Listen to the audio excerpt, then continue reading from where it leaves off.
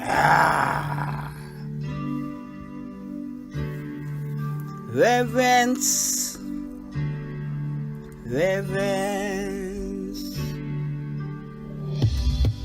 Mother Nature cry blood. Mother Nature cry blood.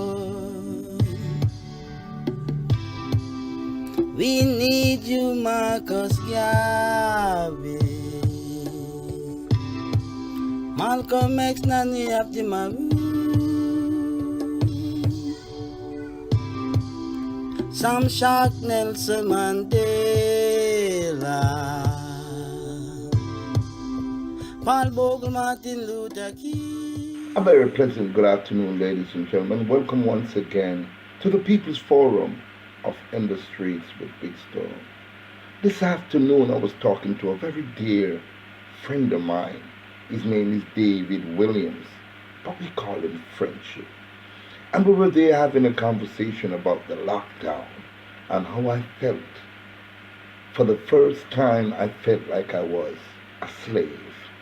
And then he told me about this beautiful woman, this woman from the South. Her name was Mrs. Fannie Lou Hamer. I was taken aback because we were told about Oprah Winfrey, Beyonce, and all the glamour.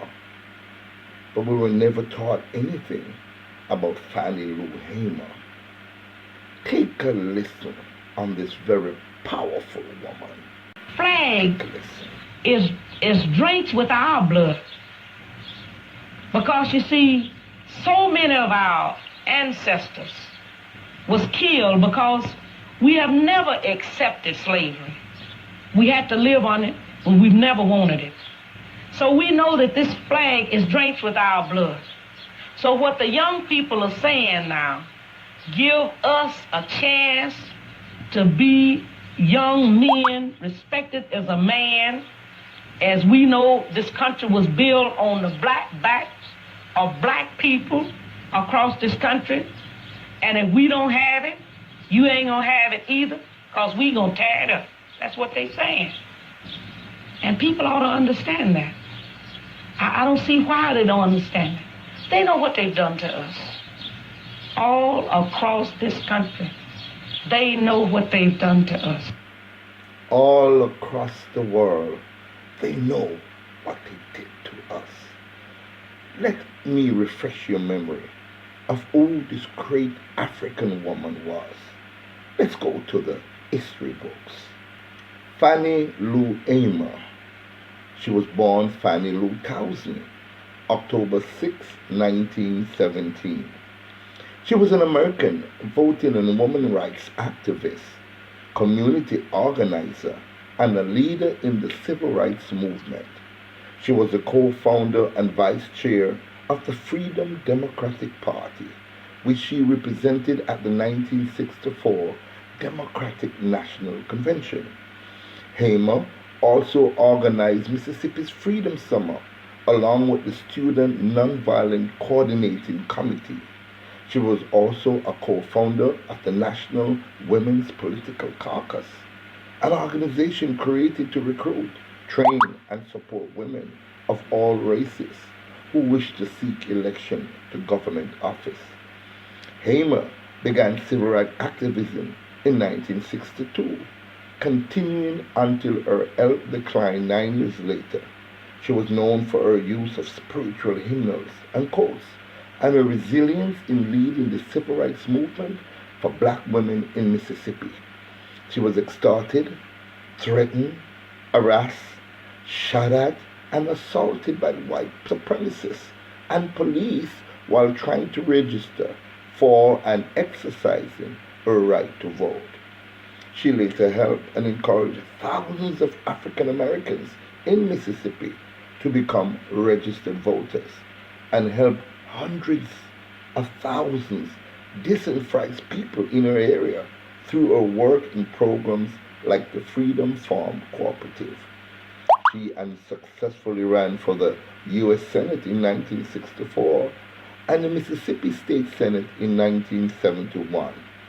In 1970, she led legal action against the government of Sunflower County, Mississippi, for continuing illegal segregation. Hamer died on March 14, 1977, at age 59, in Mound Bayou, Mississippi. Her memorial service was widely attended, and a eulogy was delivered by a United States ambassador to the United Nations, Andrew Young. She was posthumely inducted in the National Women's Hall of Fame in 1993. This woman from the South, a sharecropper with barely a sixth grade education, she spoke so articulate and eloquently that when she speaks, the world listens.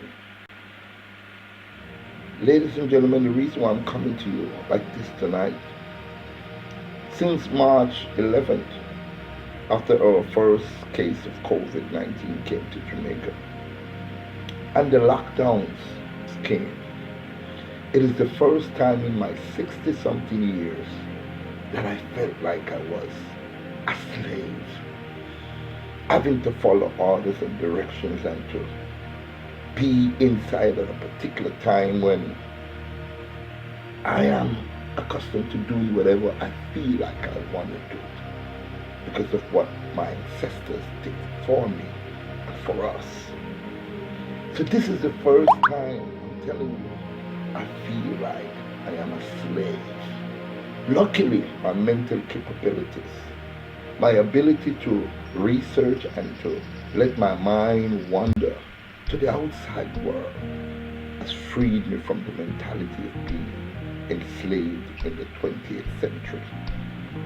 It was a speech that she made, and Lyndon B. Johnson chose to come on television at the time she made this historical speech because she was so powerful in her orator. She was such an awesome speaker that he didn't want the rest of America and the world to hear. Fannie Lou Hamer. I'm going to bring you excerpts of that speech that changed the history of the United States of America. A black woman, a woman of superb class and beauty, Fannie Lou Hamer. Take a listen and be inspired. Mr. Chairman, and to the Credentials Committee, my name is Mrs. Fannie Lou Hamer, and I live at 626 East Lafayette Street, Louisville, Mississippi. Sunflower County, the home of Senator James O. Eastland and Senator Stanley. It was the 31st of August in 1962 that 18 of us traveled 26 miles to the county courthouse in Indianola to try to register to become first-class citizens. We was met in Indianola by policemen, highway patrolmen, and they only allowed 2 of us in to take the literacy test at the time. After we had taken this test and started back to Louisville, we were held up by the city police and the state highway patrolmen and carried back to Indianola, where the bus driver was charged that day with driving a bus the wrong color. After we paid the fine among us, we continued on to Louisville, and Reverend Jeff Sonny carried me 4 miles in the rural area where I had worked as a timekeeper and sharecropper for 18 years. I was met there by my children. They told me the plantation owner was angry because I had gone down, tried to register. After they told me, my husband came and said the plantation owner was raising Cain because I had tried to register. And before he quit talking, the plantation owner came and said, Fannie Lou, do you know the pap tell you what I said? And I said, yes, sir. He said, well, I mean that if you don't go down and withdraw your registration, you will have to leave. So then if you go down and withdraw, so you still might have to go because we're not ready for that in Mississippi. And I addressed him and told him that I didn't try to register for you. I tried to register for myself. I had to leave that same night.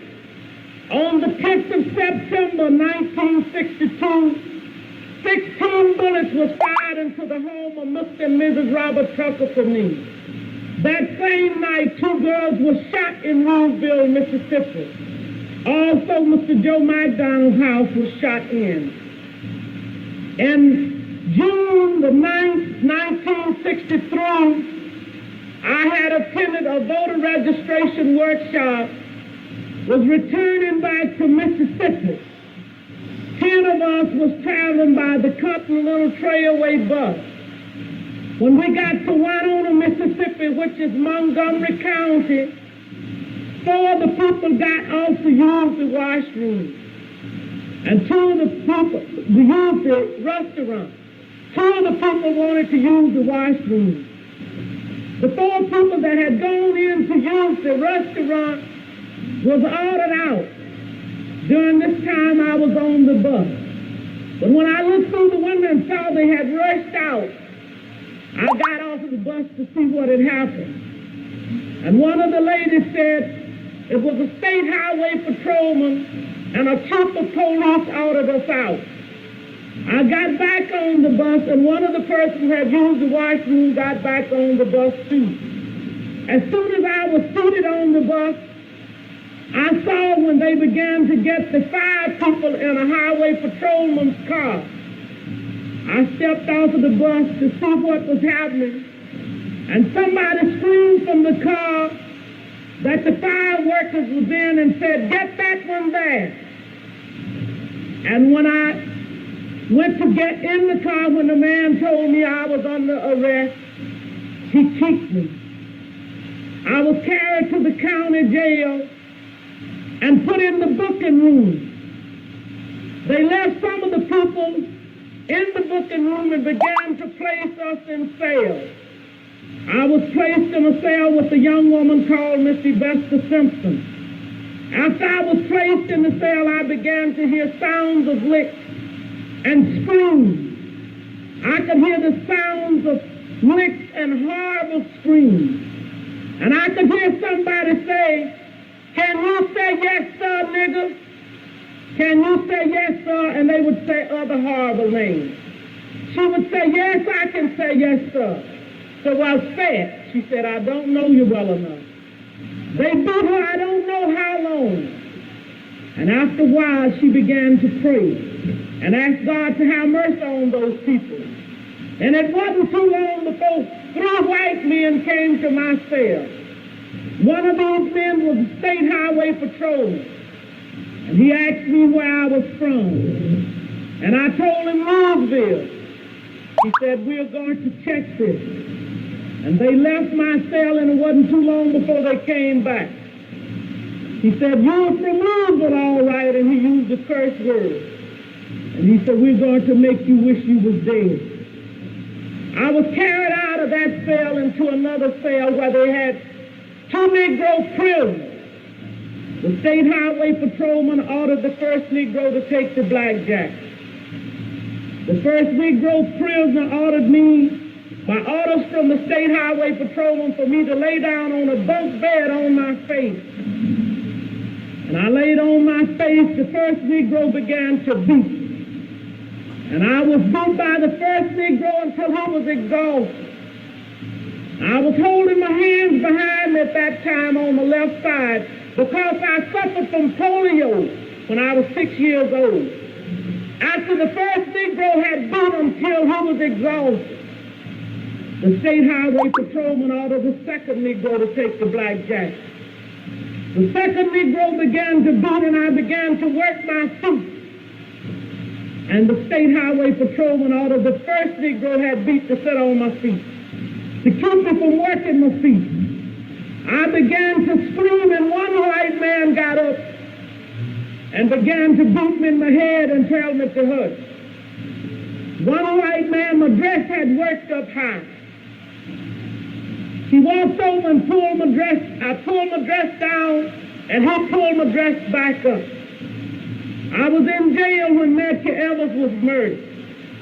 All of this is on account of we want to register to become first-class citizens. And if the Freedom Democratic Party is not suited now, I question America. Is this America, the land of the free and the home of the brave, where we have to swoop with our telephones off of the hook because our lives be threatened daily, because we want to live as decent human beings in America? Thank you.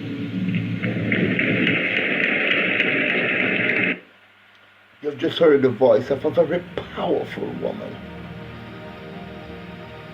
Fannie Lou Hamer. Please teach that name, Jamaicans, to your children and your children's children. Teach it like how you teach Nanny of the Maroons. Teach it like how you teach Marcus Garvey. Teach it like how you teach Martin Luther King. Teach it like how you teach Nelson Mandela. Teach it like how you teach Harriet Tubman. Teach Fannie Lou Hamer, a remarkable human being, a saint, a prophetess. I could never be a slave. I could never live my life in the conditions of a slave. I'm watching to see what is happening with this pandemic. How much further we will be locked down. Stay in your house. I feel like I'm a slave, but I could never be. Because even if you enslave my physical body, my mind, my soul, my ambition is to be free. I was born free. The Almighty Jah made all of us free. I refuse to be enslaved. Ladies and gentlemen, thank you very much for listening. And my friend David Williams, thank you for bringing forth such a remarkable human being. Thank you very much for watching. And please have a great day.